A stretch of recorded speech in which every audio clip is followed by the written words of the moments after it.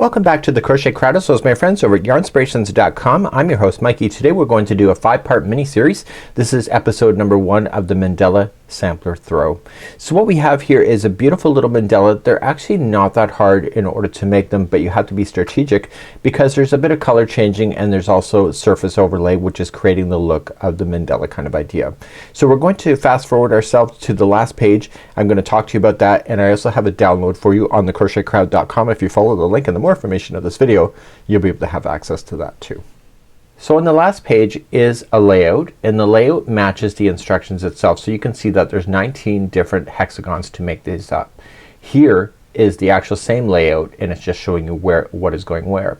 So what I decided to do is kind of line it up and see what I needed to physically do. So there's actually 4 different types of hexagons. So I did another downloadable for you. It's available on the crochetcrowd.com, and what I decided to do is that I looked at them and I matched it. So like number 1 is number 6. So, or sorry, there's 6 of like number 1, 6 of like number 7, 6 of like number 13. So I color coded where those are. So what you're going to notice in the instructions, there is instructions for each one of these separately because the color sequence is different on every one of them. So let's go back to the instructions and let me show you how to read it. So on the instructions we have hexagon number 1. So the hexagon is gonna follow all of this information in order to make it work. And so you'll notice that it's very detailed on the very first time. So hexagon 1 takes you all the way there. You'll notice that hexagon 2, it says it's like number 1, but you're using the different color sequence. So use A for round number 1, B for round number 2 and 3, A for number 4. So I'm going to rely on you to be able to follow that color sequence if you would like to match this completely. So you'll notice that number 1 was all written out. You'll notice that it will happen again in round number 7. So hexagon number 7. So number 7 is slightly different, and if you look at the instructions here, it was like 7. So these are the blues. So, and what's going on with that one is that you need to place your stitch markers strategically in order to do it. So you're going to just be able to follow. It says let's take a look at this one here, number 6. So I don't know my Roman numerals, but I just looked it up. So this is number 6. So make the hexagon like number 1 using etc. Okay, so that's how you're gonna read it. So I'm going to rely on you to be able to do that and to be able to follow that through. And so you'll notice number 13 with something unique. So it has some unique instructions, which that is another particular motif. And I'm moving along, and then you'll see all the rest of them, 14, 15, 16 and etc. and 19 is slightly different, as you can see. So this is how it's going to work, and what I'm going to do is that I'm going to teach you how to do the one hexagon in each of the 4 styles, and then I'm going to leave it to you to look at the instructions and to be able to match the coloring if you would like to do that. So that's my goal today. You'll need a 5.5 millimeter size 5.5 millimeter size I crochet hook, and that's what we're going to be getting today. You're going to notice in this particular project that there's 12 different colors. What a great scrap grand project. So if you have yarn lying around that you would like to get rid of, this is a great opportunity to be able to have fun and play. So what I would think about doing if I were you and you were me and you were not following the color sequence as they're suggesting, do all of the 6 and the 6 and the 6 and then do the 1 and just lay it out on the table or floor or whatever and kind of look at it from a distance and see if everything's gonna kind of line up before you decide to make that commitment to join them. And the last video of this series we are going to join them using an invisible join, and then there's a quick little border just to go around this thing. So let's move on to episode number 1. In episode number 1, which is today, we are going to focus on the like number 1, and you can see it's color coded. So it's this one, just like you see on screen. So you can follow the color sequence that it's suggesting. I'm going to show you just number 1, and then you can change the color sequences for yourself, and then we'll do the quick surface overlay at the very end of this. So without further ado, let's move along to number 1. Grab your 5.5 millimeter size I crochet hook and let's begin to play. Full transparency, I'm just gonna randomize my color, but the color A here, the white, is actually strategic within this whole project. So make sure that if you are going to change your project, make sure that A is something that's consistent with it. And I'm sorry that it's white on a white background. We're gonna try our best.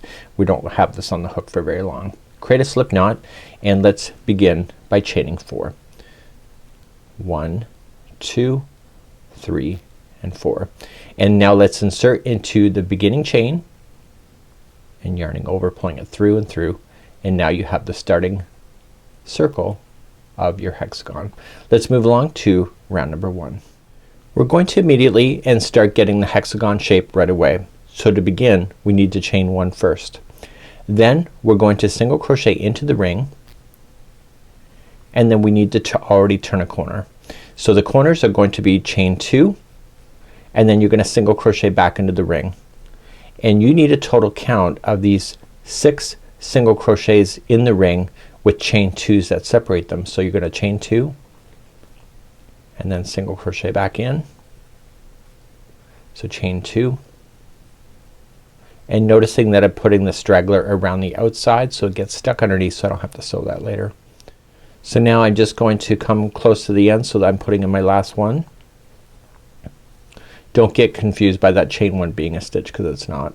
So I have 1 2 3 4 5 6, and make sure I chain 2, and I am going to just join it to the top of the first single crochet, and this yarn is officially done. So this color. So I'm going to show you only once and how to fasten off in today's video. To fasten off, just leave a little bit of a longer strand, and I would think about doing this because you are going to have to change your yarns unless you're using self-striping yarns or solid colors if you wish. It's up to you. And just pull it tight. Turn it over to the back side of the work once you get this into a tapestry needle. So turn it over to the back side and just run it through some of the stitch work on the back. If you stay close to the edge you will probably capture it in the next round, which will help secure it even more. So go 1 and then back in the other direction for 2, and finally back in the other direction for 3. Okay, so that's now done. If you went over the straggler, that's also then probably buried as well, so you can cut that as well. And we're gonna be good to go, and we're gonna start with round number 2 with a new color, and you can look at the color sequence available on the pattern. So let's begin number 2. Now you're gonna go to any chain 2 space. It doesn't matter which one you pick. What I'm going to recommend to you is to do a standing single crochet, and this also came as a recommendation to somebody else that finished. So this is a chain 2. So you're gonna go in. I want you to start off with a standing single crochet instead of joining it chain 1 and single crocheting. They were saying, and I would agree with this too, it bulks out the very beginning stitch, which kind of is very visible. So if you just put it onto your hook and then just pull it through, and then you have 2 loops on the hook, just yarn over and pull through, and that's a standing single crochet. And so what I need you to do then is chain 2, and in the same chain 2 that you were just in, just shift it if you have to, just single crochet again. Now for this round all we just need to do after we get that done is to move along to the next chain 2 space. So you're going to single crochet, chain 2, single crochet, and then go to the next space. And I want you to do that all the way around, and you should physically see 6 sides starting to appear at the end of this revolution, and I'll see you at the end of this revolution in just a moment. So you're going to come all the way around, and you're going to slip stitch to the top of the first standing single crochet. So you can kind of see there is the hexagon shape. We're gonna carry this color across according to the pattern, and we're going to begin, and we're going to start off, and we're going to move into the next chain 2 space. But let's start round number 3 in just a second. So let's begin.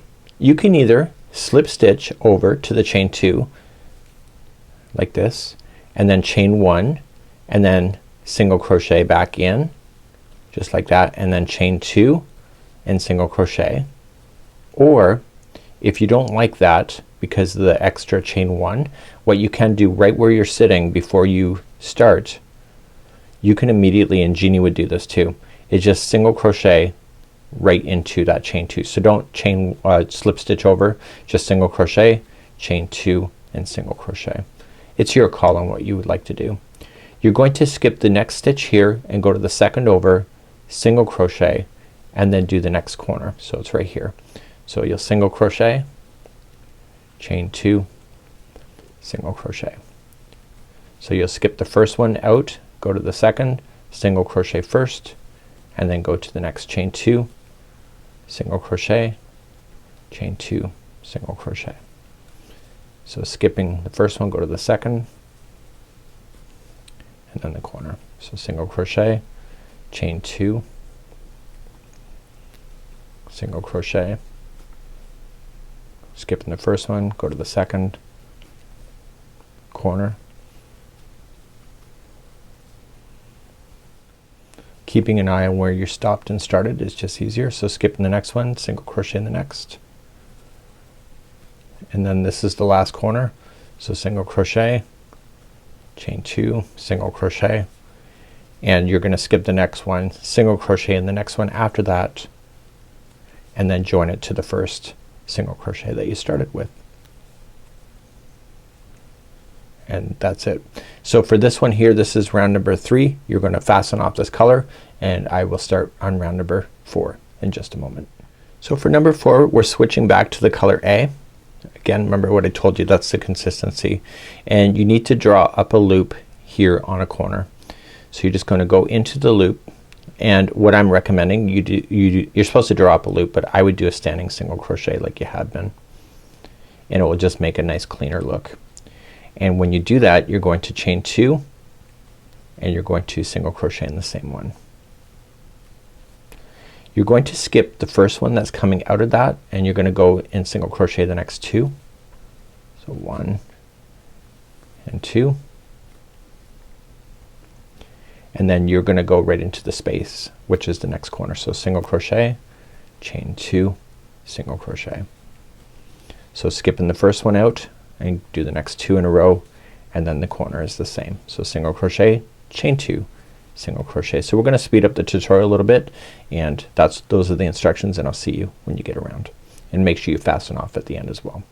So I'm coming up all the way around, and I'm just doing my last 2, and just slip stitch to the top of the standing single crochet, and then we'll begin round number 5 in just a moment. So we'll switch to a new color and fasten off, and I'll be right back. Let's begin round number 5. Choose any side corner. Again, start with the standing single crochet, and then chain 2 and single crochet. So like before, you're going to skip the first one out of the corner and single crochet the rest, noticing that I'm going right up over top of the straggler to get that hidden into position. And once those 3 are done, you're gonna go right to the next corner. So single crochet, chain 2, single crochet. So the repeat on this thing is skip the first one out from a corner, single crochet the remaining to the next corner, and then do your corner, and then continue around. I'll see you at the end of this round. This is round number 5. So I'm coming up to the end of number 5. I'm just going to slip stitch to the beginning, single crochet, it's a standing one, and we're gonna keep this color on for one more time. So you have a choice to make. Remember what I showed you before. You can either slip stitch to the next chain 2 space, or just immediately just single crochet in the next space. It'll look a little more cleaner if you do. Just don't slip stitch in chain 1, just single crochet in the first one. So chaining 2, and then you're going to single crochet in the same one, skipping the first one back out, and then you're going to single crochet the remaining all the way to the other side. The pattern gives you the number of counts across as well. So once you get that done, next one, next corner, chain single crochet, chain 2, single crochet, and then make sure you skip the first one out and single crochet the remaining to the next corner. Please do this all the way around. This is round number 6. So I'm coming around to the end of number 6. This is the last one going in, and I'm just going to slip stitch it and join it to the top of the first single crochet. So this is gonna finish this color. We're going to fasten off, and we're gonna bring back white as we move on to round number 7 in just a moment. So round number 7, we're going to bring back white. You already basically know what you're doing at this point. So you're gonna go to a chain 2 space corner, just do a standing single, chain 2, and single crochet back into the corner, and again skipping the first one out of a corner and single crochet the remaining all the way to the next corner. And then when you get to the next corner, you know what you're doing. It's single crochet, chain 2, single crochet. Please do this all the way around. This is round number 7. So coming up to the end of number 7, just get rid of this yarn, so just slip stitch to the first standing single, and we're gonna do number 8 and 9 next, and using a different color once again. So the repeat pattern has been established in this. So 8 and 9 we're going to use our two rounds of the same color, and again just like before, just go into your corners to start with the standing single and then chain 2 and single crochet in the same.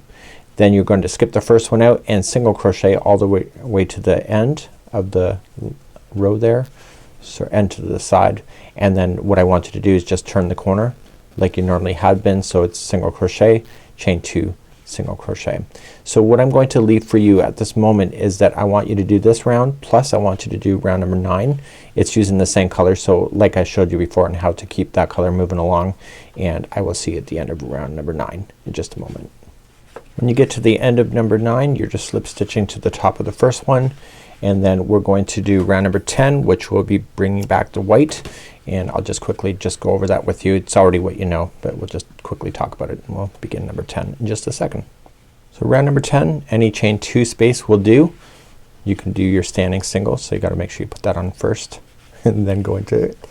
Do a standing single and do your corners as you already know it. So single, chain 2, single, and then of course you're gonna skip the first one out, okay, and just go to the second and do each one, and then you'll do the next corner, single crochet, chain 2, single crochet, skip the first one, and then single crochet the remaining to the next corner.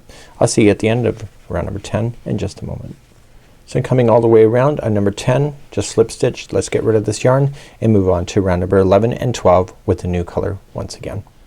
Let's begin 11 and 12, and we're going to start off in any chain 2 space. Do you notice I never start in the same round? I always like switching it around so you don't end up getting a line of slip stitching. It's just my own personal preference. So I'm gonna start up like I normally do. We are doing 11 and 12, just as what you already know. So a standing single and then a single, and then you're skipping the first one out and single crochet across. Do your corners always the same, single crochet, chain 2, single crochet. When you get back around, do another round of that, just like I said before, just a single crochet right into the corner when you go to start, and carry on. So do rounds number 11 and 12 now, and then we'll be back to doing white after that again. Okay, I'm finishing up number 12, and this is where I'm going to then slip stitch to the top of the first single crochet. So let's fasten this off and let's move on to round number 13, bringing back the color A in this case. So let's do that. So you see that's kind of the consistency of this one. Okay, number 13, you already know what you're doing. You're just going to join to any chain 2 space, and then create your corners to chain 2 and single crochet back in. Now you're just going to skip the first one as always and just continue around as you already know it. And the corners are single crochet, chain 2, single crochet. This is round number 13. You should already know what you're doing at this point, and I'll see you at the end of this round. Just coming around on number 13, lucky 13, just join and get rid of this color, and we're going to move 14 and 15 next. Okay, 14 and 15 are next. They're already what you already know. Just start with the standing single, chain 2 and single. Of course you're going to skip that first one like you normally would have. Okay, so you're skipping the first one out and just single crochet all the rest, and then in your corners it's single crochet, chain 2, single crochet. Then in round number 15 you're just going to continue with this color one more time, so single crochet right into the corner, chain 2, single crochet, and continue around with what you already know. So please do rounds number 14 and 15, and then we have one final round to do, and then this particular motif is done. So I just finished off round number 15. We have one more round to do. We're going back to the white for one more time, just once around, and then that's it, and then we're gonna do our surface overlay. So let's get ready for round number 16. Round number 16 is the last round before the choo-choo ride is over, before you insert another corner to keep that bucking horse going up and down in the supermarket. So this is going to change. So we joined at chain 2, single crochet, so it's already what you know.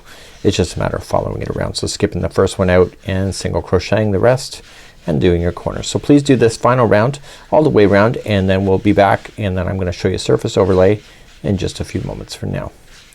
So I'm coming up on the last one. This is round number 16, finishing. I'm going to do one surface overlay on my own without showing you, and then I will have something to reference, and then I'll be right back in just a moment. So get rid of this yarn and we're going to surface overlay then 6 times. So I'm going to show you some tips in just a second. Our next part of the process now is that we are going to surface overlay. Now I'm gonna give you some tips here that is not written anywhere because it's just my own thing. I love surface overlaying. It's a lot of fun and it acts like a sewing machine in your hand. See this loose one? It's because it's not secured. So if you weren't watching me, what I would do is I'd do all my surface overlay and then I would secure in my ends at the end. So there's a trick on how to get started so you don't end up with a knot on the good side, and honestly because the outside is white and we're using this, we're going to just weave in the ends there. So let's begin, and I'm gonna show you how to do this, and we're following the chain 2 spaces. So there's going to be a total of 6 of these as you go all the way around. So let's get our yarn ready and surface overlay. Before you begin, you need to create a long tail so that you can use a tapestry needle later. Now you're going to work with the yarn behind the project so that your hook is going to act like a sewing machine. So stick the hook down into the center of your motif and just flip it back if you can't see it. And you're going to loop this. You're not gonna create a slip knot, and you're going to pull that through back to the other side. So the starting one is gonna be a little bit loose until you secure it, which I will show you.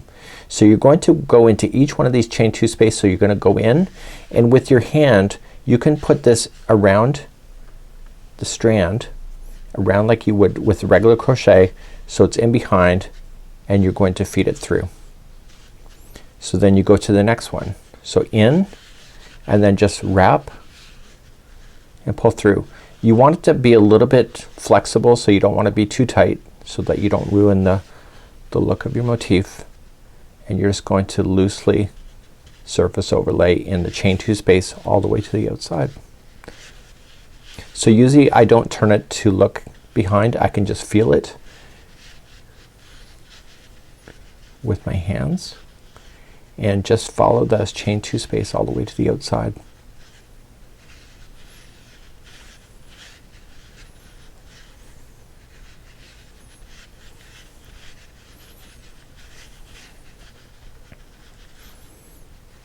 So those Spider-Man blankets, this is how they do it. So you can crochet out your hexagon or your octagon shape, and then you surface overlay to create the spider web look, and then the white that we used makes it look like it's been strategic. So you can surface overlay pretty much anything. I love surface overlay. Explaining it is a different story. So I'm gonna come right to the very end to the outside, and then that's where my story is gonna end. So I'm going to leave this as a long tail. So I'm going to surface overlay the other off camera, but what I want to do is that I want to show you how to pin this back on the back side using a tapestry needle. So that'll be the trick. Oh yeah, before I leave you, just take this one and just pull it through so it locks it, and then we'll fasten that in too. So let's turn it over and then look at the back side. You're gonna have your tails coming out, so you wanna pull on your tails so that it looks like it's an even stitch in the front. Now because it's the same color, you're going to weave it into the same section but on the back. And the trick is that you weave it back and forth a total of 3 times.